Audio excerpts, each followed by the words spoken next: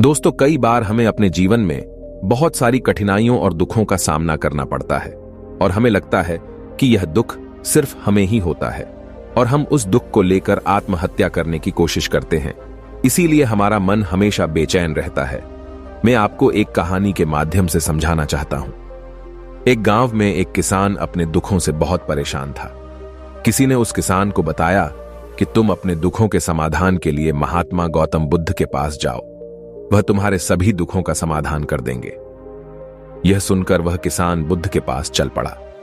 वह किसान बुद्ध के पास पहुंचा और उसने बुद्ध से कहा, महात्मा जी, मैं किसान हूं, मुझे खेती करना अच्छा लगता है, लेकिन कभी भी वर्षा पर्याप्त नहीं होती और मेरी फसल बर्बाद हो जाती है।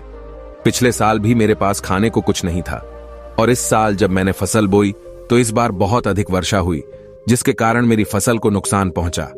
अभी भी मेरे पास खाने को पर्याप्त अनाज नहीं है। बुद्ध उसकी बात शांतिपूर्वक सुनते रहे। किसान ने कहा, मैं विवाहित हूं, मेरी पत्नी मेरा ध्यान रखती है, मैं उससे प्रेम करता हूं, लेकिन कभी कभी वह मुझे परेशान भी कर देती है।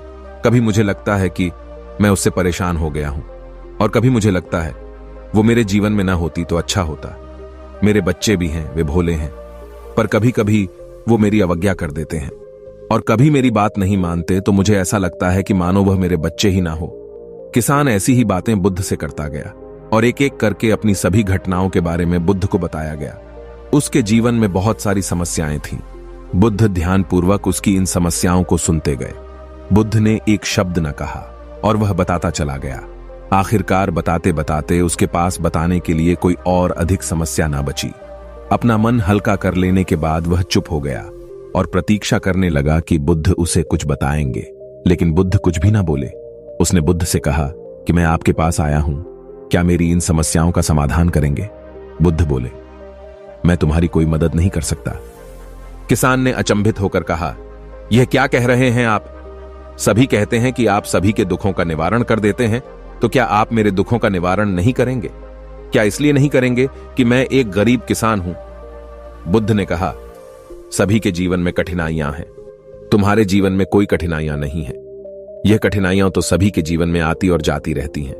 कभी मनुष्य सुखी होता है, कभी दुखी होता है, अभी उसे पराये अपने लगते हैं और कभी कभी उसे अपने ही पराये लगते हैं। यह जीवन चक्र है, इससे कोई नहीं निकल सकता। वास्तविकता यह है कि हम सबके जीवन में 83 कठिनाइयां हैं।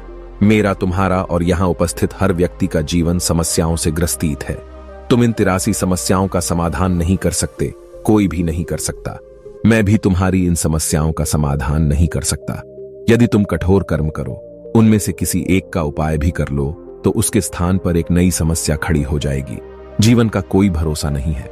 एक दिन जिन्हें तुम चाहते हो वह तुम्हें छोड़ देंगे और चले जाएंगे, और एक दिन यह जीवन भी तुम्हें छोड़ देगा और तुम भी यहां से चले जाओगे। जीवन का भरोसा नहीं है। एक दिन तुम्हारे प्रियजन चल बसेंगे और तुम भी चल बसेंगे। समस्याएं सदैव वैसी ही बनी रहेंगी। आज भी वैसी ही समस्या हैं जैसे कि 100 साल पहले थीं, और इन समस्याओं का समाधान हमें खुद ही निकालना चाहिए। कोई अन्य व्यक्ति हमारे दुख और समस्याओं को दूर नहीं कर सकता। दोस्तों, अपनी जिंदगी से हमें कभी भी हार नहीं माननी चाहिए। दुख सबकी जिंदगी में आता है और सुख भी सबकी जिंदगी में आता है, मगर सुख जिंदगी भर के लिए नहीं रहता है और ना ही दुख जिंदगी भर के लिए रहता। इसलिए दोस्तों, आप परेशान ना हो।